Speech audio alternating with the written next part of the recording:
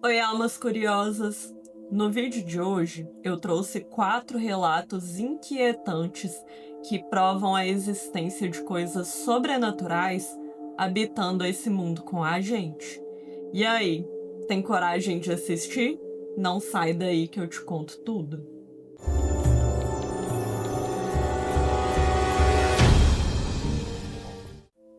Oi, alma curiosa! Meu nome é Ariel, mas pode me chamar de Ari. É um prazer ter você aqui comigo.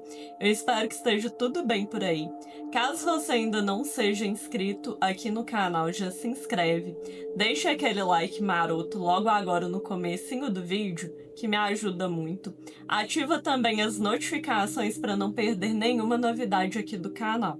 E caso você tenha alguma história sobrenatural que gostaria de compartilhar, me envia no e-mail que vai ficar na descrição do vídeo. Pode ter certeza que eu vou amar ler sua história e conhecer um pouquinho mais sobre você. Afinal, algumas histórias não têm explicação, mas merecem ser contadas. Sem mais delongas, vamos aos relatos. Pessoal, este primeiro relato é de uma inscrita que me enviou por e-mail. Mas quem conta a história é o pai dela. Ela achou melhor não expor os nomes e nem o local onde essa história aconteceu, pois envolve um crime. Então eu troquei o nome do pai dela para Joe, ok? Vamos lá? Olá, Ariel, tudo bem? Meu nome é Joe e tenho 76 anos. Sou engenheiro agrimensor aposentado. Para quem não sabe, agrimensura é a área focada em medir e demarcar terrenos e até fazer mapas. Estou escrevendo este relato a pedido da minha filha, que disse que vai te enviar para você contar no seu canal do YouTube. Isso aconteceu há uns 50 anos atrás. Na época, eu tinha me formado há pouco tempo e entrei nessa empresa focada em medição rural. Aí, eu viajava muito pelos interiores da região centro-oeste. Eu viajava numa Belina da empresa. Para quem não sabe, é um carro antigo tipo perua, derivado do Ford Corcel. O carro era valente, mas estava longe de ser um carro bom como os de hoje. E as estradas também eram muito ruins e desertas naquele tempo. Por isso a empresa mandava a gente evitar de viajar à noite. Só que no caso em questão, era perto do meu aniversário. Nessa empresa, a gente não tinha horário certo de trabalho. A gente ganhava por serviço prestado. Aí eu já tinha me programado para fazer 2 serviços e voltar para casa na véspera do meu aniversário. Terminando o primeiro serviço, meu plano já era pegar a estrada, ir até uma cidadezinha perto da fazenda do segundo serviço e passar a noite lá. Só que acabei cometendo uns erros e tive um retrabalho que me atrasou no primeiro serviço. O mais prudente era dormir onde eu estava e deixar para ir para a fazenda do segundo serviço no dia seguinte. Só que assim eu não ia terminar a tempo de chegar em casa na véspera do meu aniversário. E não tinha como fazer hora extra, porque a agrimensura não se fazia sem luz do sol. Naquela época, ninguém nem sonhava em ter satélite. Aí resolvi arriscar e viajar à noite. Fui dirigindo com cuidado naquela estrada vazia que quase não passavam outros carros. De repente, numa reta, eu vi uma mulher parada na beira da estrada, olhando na minha direção. Naquela época não tinha criminalidade como hoje, então eu parei para ela. Era uma mulher jovem, muito bonita, de cabelo escuro comprido, e ela usava um vestido azul claro. Quando parei ao lado dela, notei 2 coisas estranhas. Primeiro, que não tinha nada ali. Nenhuma estrada de acesso, nem casa, nem parada de ônibus, nada. Segundo, que ela era bem pálida. Parecia que não tomava sol nunca. Aí eu parei ao lado dela e a primeira coisa que perguntei foi se ela estava bem. Ela não disse nada, só balançou com a cabeça que sim. Perguntei se ela precisava de carona. E mais uma vez, ela só respondeu balançando com a cabeça que sim. Então, eu abri a porta do carro e ela entrou. Perguntei para onde ela ia e ela só respondeu com uma palavra, que era o nome da próxima cidade, para onde eu estava indo e que não vou dizer o nome. Arranquei o carro e perguntei o que ela fazia ali sozinha naquela hora. E ela só me respondeu, esperando. E eu perguntei, esperando o quê? Carona? E mais uma vez, ela só balançou a cabeça que sim. Eu fiquei desconfortável por ela não falar quase nada. Mas pensei que ela pudesse estar com medo ou até mesmo que tivesse alguma deficiência mental ou coisa assim. Aí decidi só seguir dirigindo. Andamos uns 5 minutos e ela muda e parada feito uma estátua. Até que de repente ela começou a mexer nos cabelos. E depois começou a mexer no decote do vestido. Eu vi aquilo e fiquei sem entender o que significava. Então não falei nada. Até que ela começou a puxar o vestido e claramente mostrar as pernas para mim. Achei melhor fingir que nem estava vendo aquilo e falei para ela: essas estradas são muito escuras, os faróis não estão muito bons. É melhor eu ficar atento. Era mentira, eu só falei aquilo para ela entender que eu não ia ficar olhando para ela, sem precisar falar alguma coisa mais direta e que pudesse ofendê-la. Dirigimos por mais um tempo e aí eu senti ela tocar de leve na minha coxa. Aquilo me assustou um pouco, mas de novo fingi que não percebi nada. Pouco tempo depois, ela tocou de novo. Dessa vez, um pouco mais forte. Aquilo me deixou muito desconfortável. Eu ficava pensando que aquela moça poderia ter mesmo algum problema mental e não sabia o que fazer. Então, mais uma vez, eu fingi que não senti nada e nem olhei para ela. Andamos por mais um tempinho e aí ela pôs a mão na minha coxa de vez. Ela colocou a mão e não tirou. Aí eu percebi que não ia mais adiantar eu fingir que nada estava acontecendo. Quando virei para ela para dizer que ela não deveria fazer aquilo, tomei um susto. Ela tinha subido o vestido até a cintura e estava tocando na sua região íntima com a outra mão.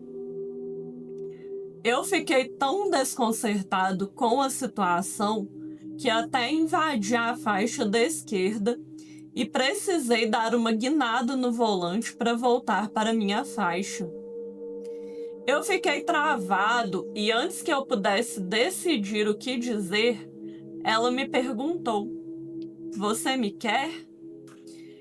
Eu nunca tinha me sentido tão desconfortável na vida. Então fixei os olhos na estrada e respondi com firmeza: "Não, moça, você tá doida? Deixa eu dirigir." Aí ela alisou a mão sobre a minha coxa e perguntou de novo: "Você me quer?" Dessa vez eu nem me virei, apenas tirei a mão dela da minha coxa e falei bravo: "Olha, isso é muito inconveniente. Se você não parar com isso, eu vou parar o carro e você vai ter que descer." E ela respondeu: para. Eu parei o carro na hora. Ela desceu e ficou de pé na beira da estrada, olhando para a direção de onde tínhamos vindo. E não falou mais nada e nem olhou de novo para mim. E eu lembro que pensei: ah, quer saber? Mesmo que essa moça tenha alguma deficiência, eu vou arrumar mais problema levando ela. Vou deixar ela aí mesmo. Vou marcar qual a distância dá até a entrada da cidade e chegando lá, eu vou na polícia e conto o que aconteceu e falo onde ela está. E arranquei o carro e fui embora. Dirigi por uns 17 quilômetros, se não me falha a memória, até chegar na cidadezinha. Chegando lá, parei num posto de gasolina. Um homem mais velho veio me atender e eu apenas perguntei: onde fica a delegacia? Ele me perguntou o que tinha acontecido e eu contei para ele. E ele me disse: não tem necessidade de o senhor ir na delegacia, não. Eu fiz uma cara de como assim? Para ele, e ele me explicou: essa mulher que o senhor deu carona é o fantasma de uma mulher que assombra essa estrada. De vez em quando ela aparece. Fantasma?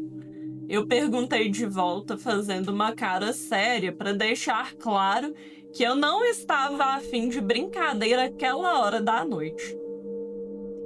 Mas o senhor me respondeu com um tom tão humilde e me contou que há alguns anos atrás teve essa moça muito bonita que pegou carona vindo nessa direção. Só que no meio do caminho, o motorista violentou e assassinou ela ali mesmo, na beira da estrada. Desde então, ela virou um fantasma que aparece de vez em quando naquele trecho quando é noite.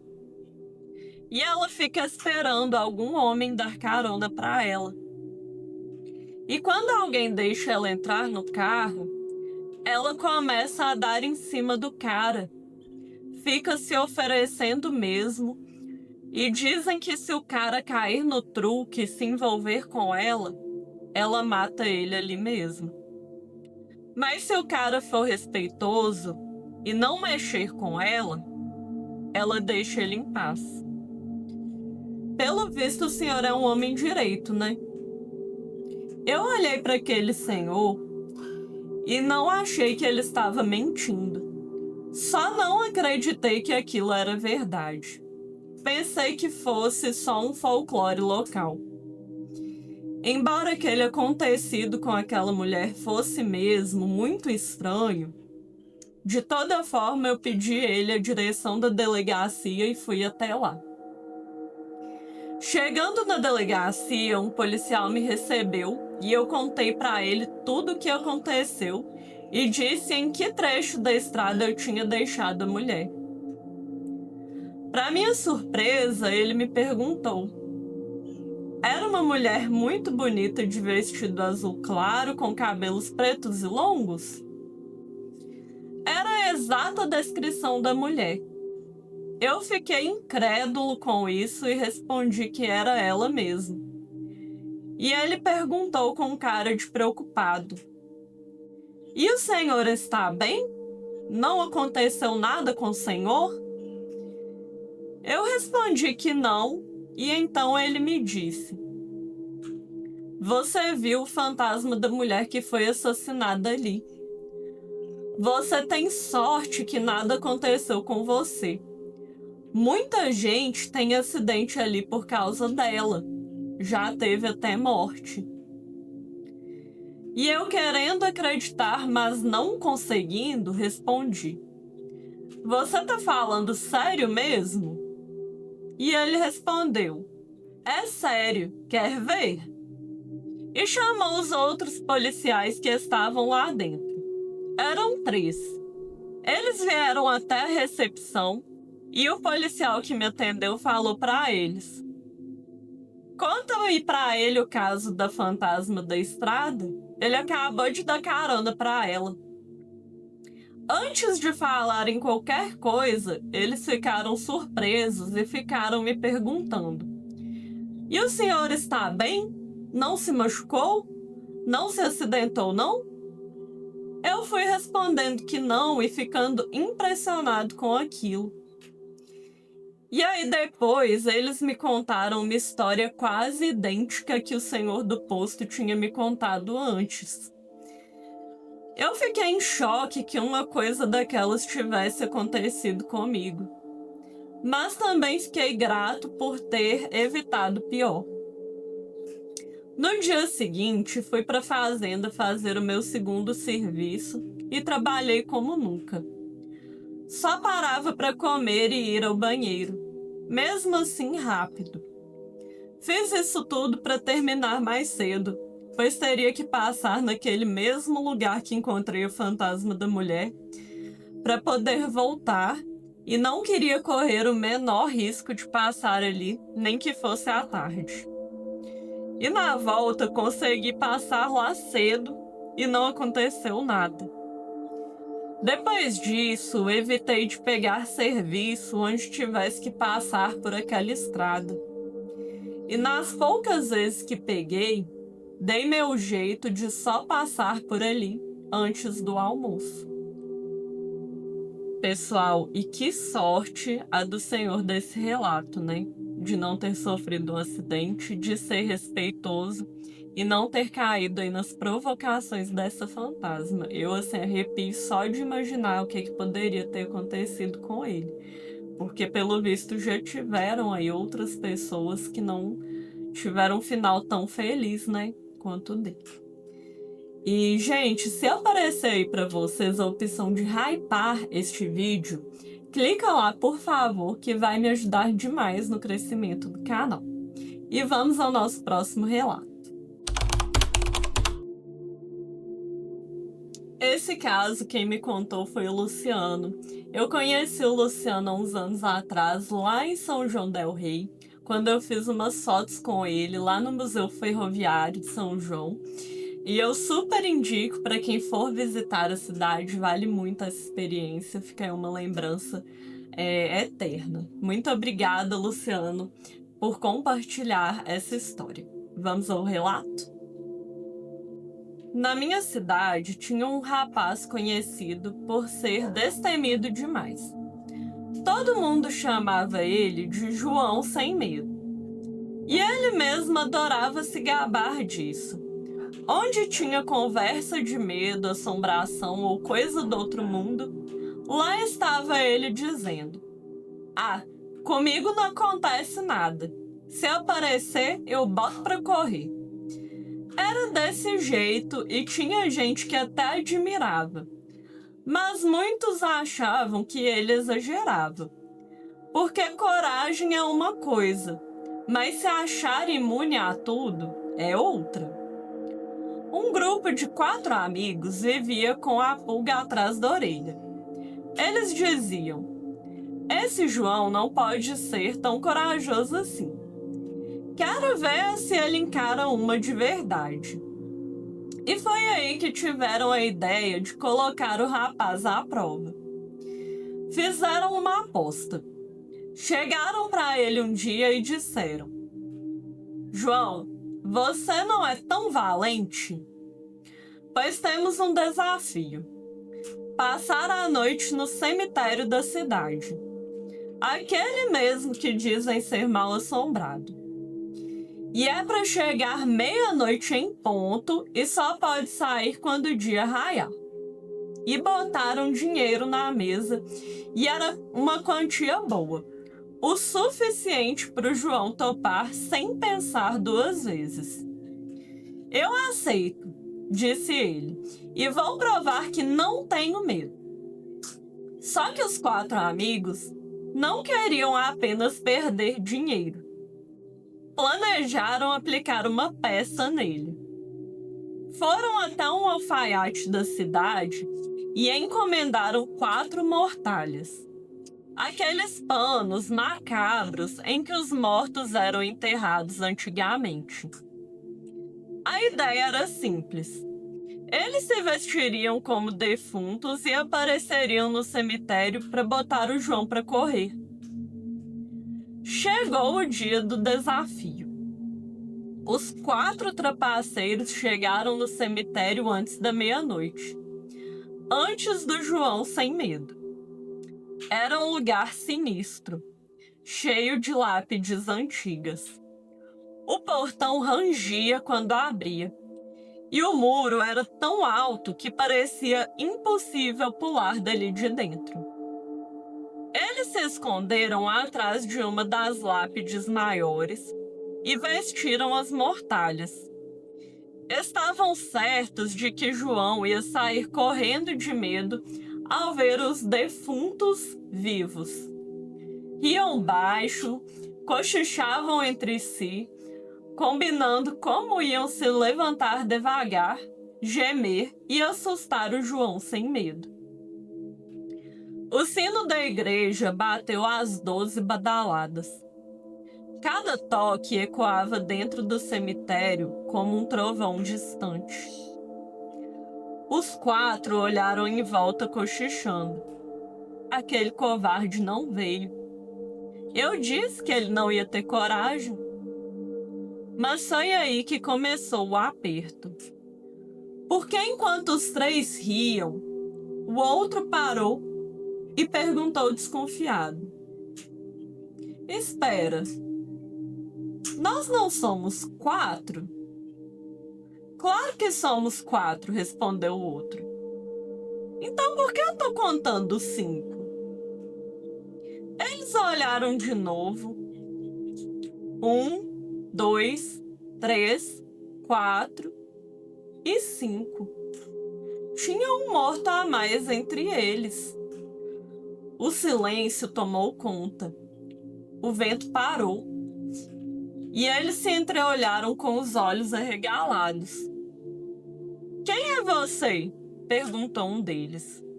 Ele não respondia. Estava ali, imóvel, coberto da cabeça aos pés pela mortalha.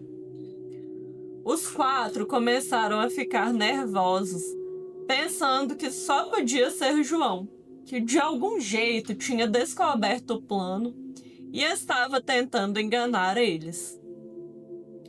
Um deles criou coragem e puxou a mortalha do intruso.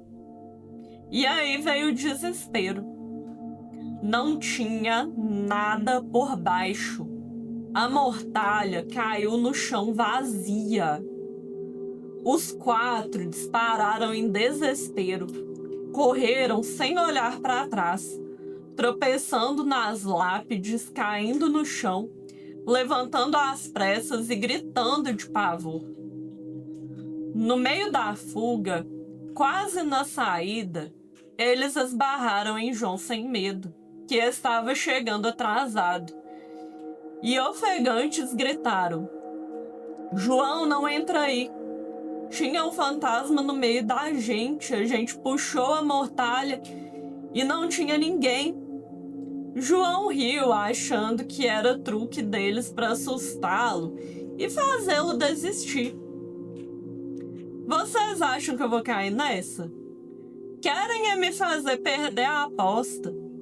Pois eu vou entrar e vou passar a noite inteira lá dentro. E ele entrou sem medo. Enquanto isso, os 4 não tiveram coragem nem de olhar para trás. Dormiram cada um num canto. Só foram aparecer no outro dia, pálidos e com cara de quem tinham visto a morte. João cumpriu o desafio. Passou a noite no cemitério e ganhou a aposta. Os 4, no dia seguinte, contaram o que tinha acontecido, mas ninguém acreditou. Todo mundo riu deles, dizendo que trapacearam e ainda assim perderam a aposta. Mas o tempo passou, os anos se foram, e até hoje os 4 juram de pé junto que aquilo foi verdade. Dizem que nunca mais entraram no cemitério, nem mesmo em enterro de parente. E garantem que naquela noite havia um fantasma entre eles. Eu, particularmente, não acredito nessa história. Mas como os 4 trapaceiros até hoje juram que é verdade, muita gente passou a acreditar neles. De toda forma, essa história ficou famosa onde eu moro. E aí, almas curiosas, eu confesso que eu não consegui chegar a uma conclusão sobre esse relato. Porque eram 4 trapaceiros, eu não sei se realmente eles viram fantasma ou se foi uma desculpa que eles inventaram ali para encobrir, né, a trapaça que eles tentaram fazer e deu errado. Mas de toda forma a trapaça deu errado, né? Então eu fiquei aqui sem saber. Me conta qual que é a sua teoria sobre essa história. E vamos ao próximo relato. Este é mais um relato do exterior que eu pesquisei e traduzi para contar para vocês. Eu acho que vocês vão gostar. Vamos lá? Era 2007 e naquela época eu e meus amigos tínhamos o hábito de beber bastante juntos. Certa noite estávamos na casa de um deles, que por coincidência ficava bem perto de um cemitério antigo aqui da cidade. Já tínhamos bebido bastante e a noite avançava rapidamente. Lá pelas 11h30, meia-noite, alguém teve a brilhante ideia de dar um passeio no cemitério. Hoje em dia eu reconheço que foi uma ideia péssima, mas naquele momento parecia uma aventura perfeita. Levamos algumas garrafas com bebida e fomos andando até o cemitério, que ficava a poucos minutos da casa. Chegando lá, pulamos um muro baixo, numa parte mais afastada, onde não tinha vigilância. O cemitério era enorme e bem antigo, com muitos túmulos que já estavam ali há décadas. Começamos a andar entre os túmulos, lendo datas, olhando fotos antigas e comentando sobre as pessoas enterradas ali. Tudo parecia tranquilo até então. Uma das nossas amigas, que já tinha bebido bastante, parou de repente na frente do túmulo de um rapaz que tinha falecido bem jovem. Ela começou a brincar, dizendo que o rapaz era bonito e que era um desperdício ele ter morrido tão cedo. Nós avisamos para ela parar com aquilo, que não era legal brincar com quem já tinha morrido. Mas ela continuou, até meio que debochando. Imagina só, ele ia adorar saber que uma garota bonita tá elogiando ele desse jeito. Achamos aquilo meio desrespeitoso, mas como estava todo mundo já alterado pela bebida, ninguém levou muito a sério naquele momento. O problema foi quando ela decidiu levar a brincadeira mais longe e começou a tirar a roupa perto do túmulo, dizendo que estava se oferecendo para o rapaz. Aquilo ali já era demais. Então começamos a pedir para ela parar, se vestir e sair dali logo. Foi nesse instante que algo muito estranho aconteceu. Ali perto tinha uma árvore bem grande e de repente os galhos começaram a balançar muito, como se tivesse alguém ou alguma coisa muito pesada em cima. Nós ficamos quietos na hora, olhando assustados. Não tinha vento, nem nada que pudesse explicar aquilo.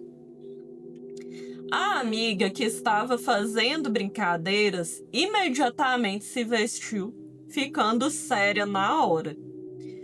Todo mundo sentiu um arrepio forte, percebendo que tinha algo muito errado acontecendo ali. Decidimos que era hora de ir embora imediatamente. Mas quando começamos a voltar para o muro por onde entramos, escutamos um barulho muito forte, como se algo pesado tivesse pulado da árvore e caído no chão atrás da gente. Olhamos rápido, mas não dava para ver nada na escuridão. O que dava para ouvir claramente era o barulho sinistro de correntes sendo arrastadas pelo chão, vindo diretamente na nossa direção. Foi aí que o desespero tomou conta. Começamos a correr o mais rápido possível em direção ao muro. Mas quanto mais corríamos, mais parecia que estávamos presos num labirinto. Não conseguíamos chegar ao muro de jeito nenhum. Era como se estivéssemos andando em círculos, sempre passando pelos mesmos túmulos, pelas mesmas lápides. Aquele barulho de corrente parecia cada vez mais próximo, como se estivesse quase nos alcançando. A sensação era horrível. Gritávamos por socorro, pedíamos ajuda, mas era como se ninguém estivesse ouvindo nada do lado de fora. Um amigo, então, teve a ideia de pedir ajuda a Deus, dizendo que devíamos rezar juntos para tentar sair dali. No começo parecia besteira, mas o medo era tanto que concordamos. Enquanto corríamos, começamos a rezar juntos, pedindo proteção e ajuda. Depois de um tempo que pareceu durar uma eternidade, finalmente conseguimos ver o muro por onde entramos. Pulamos desesperados e saímos correndo o máximo que pudemos. Quando chegamos na casa do nosso amigo, estávamos em estado de choque, muito assustados e sem entender direito o que tinha acontecido. Até hoje, ninguém de nós voltou naquele cemitério, especialmente depois de beber. Também nunca entendemos exatamente o que era aquilo atrás da gente naquela noite. Só sabemos que foi uma das experiências mais assustadoras das nossas vidas e que aprendemos, da pior forma possível, a respeitar quem já morreu e seus lugares de descanso. Pessoal, essa história para mim não tem nada de estranho. Estranho seria se nada acontecesse. Um grupo de jovens já alcoolizados vão para dentro de um cemitério de madrugada, levando mais bebida e desrespeitando ali os mortos. Ah, é muita falta de noção, né? Mas é o que eu falo, né? Que os adolescentes continuem aí fazendo suas imprudências para que a gente tenha mais relatos sobrenaturais. E bem feito para eles, né, gente?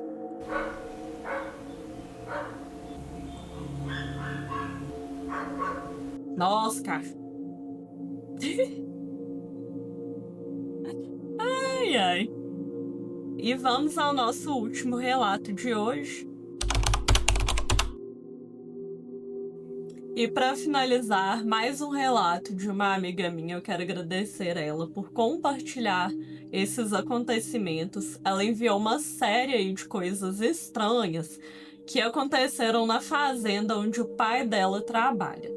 Nós não vamos citar aqui os nomes dos envolvidos, até porque o pai dela ainda trabalha lá nessa fazenda. E nós não queremos causar nenhum problema para ele, claro. Mas eu quero deixar aqui meu agradecimento a ela por ter me enviado esses relatos. Vamos lá?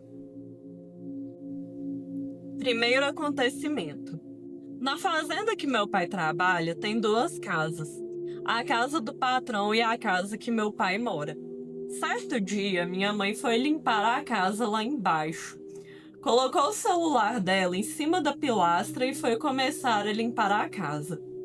quando lá de dentro escutou um barulho e voltou para ver o que era. Quando ela viu, o celular dela tinha caído de cima da pilastra. Observação: a pilastra era larga, não estava ventando, nem tinha ninguém com ela. E o celular caiu bem longe da pilastra, no mato mesmo, parecendo que alguém tinha jogado ele. Ela ficou sem entender, pegou o celular e terminou seu serviço. Segundo acontecimento. Era um dia de sábado. Eu e meu namorado viemos para a casa do meu pai na mesma fazenda do primeiro relato. Ele deixou o carro dele na casa de baixo, a casa do patrão. Não mora ninguém lá. Eles vêm só de vez em quando. E fomos dormir. Exatamente 3 horas da manhã, os cachorros começaram a latir sem parar, no rumo da casa de baixo. Meu namorado levantou, abriu um pouco da porta e acendeu a luz de fora. Viu uma pessoa de blusa vermelha no rumo da porteira da casa. Na mesma hora, o vulto passou correndo, mas não correndo igual uma pessoa normal, e meio que sumiu. Ele pegou a lanterna, foi lá embaixo, olhou tudo, não viu rastros de ninguém. Até hoje, não sabemos o que foi. Terceiro acontecimento. Meu irmão dorme no quarto mais profundo da casa. E na maioria das noites, ele escuta passos de pessoa, caminhando ao redor da casa de madrugada. Um certo dia, um amigo nosso estava dormindo no colchão no chão no quarto. Quando acordou, viu uma pessoa em pé no rumo da porta do quarto. Ele chamou meu irmão pensando que era ele, mas todos nós estávamos lá fora. Quarto acontecimento. Meu pai estava na cidade e estava vindo embora na estrada. Quarto acontecimento. Meu pai estava na cidade e estava vindo embora na estrada quando começou a ouvir barulho de uma moto buzinando, mas não viu farol. Não viu nada. Isso já era noite. Então ele pensou que era uma moto sem farol. Chegou o carro para o canto para dar passagem para a moto passar, já que estava buzinando, mas nada da moto passar. Então ele seguiu e do nada, de novo começou a escutar barulho de buzina de moto. Ele olhava para trás e nada de moto. Até hoje também não sabemos o que foi aquilo. E o último acontecimento que comprova que tudo o que aconteceu nos relatos acima é sobrenatural. Um dia, encontramos o sobrinho do antigo dono já falecido, que perguntou minha mãe se ela viu uma sombra, um bicho grande passando, correndo debaixo dos pés de manga. Mas nunca dava para ver o que era porque passava correndo muito rápido e só dava para ver o vulto. E nos contou que o tio dele, o antigo dono falecido, tinha um livro de São Cipriano, que era um livro de ocultismo e feitiçaria. Então ligamos a tudo que aconteceu. E sem contar que toda madrugada os cachorros começam a latir, parecendo que tem alguém na casa lá embaixo. Tem vezes que meu irmão tem que levantar e brigar com eles para pararem. Gente, tem que mandar benzer essa fazenda, tá doido? Tem alguma coisa lá traindo essa energia aí, né? Tem que tomar cuidado com essas coisas. Pelo menos levar uma água benta, alguma coisa, espalhar lá para ver se dá um pouco de paz nesse lugar, né? Até porque seu pai ainda trabalha lá. Pessoal, e chegamos ao final do nosso vídeo. Eu espero que vocês tenham gostado. Caso você ainda não tenha assistido aos outros vídeos do canal, eu já vou deixar um vídeo aqui separado. E tem também a playlist, que é só clicar que você já vai assistir a todos os vídeos aqui do canal. Um beijo, até o próximo Sobrenatural com Ariel.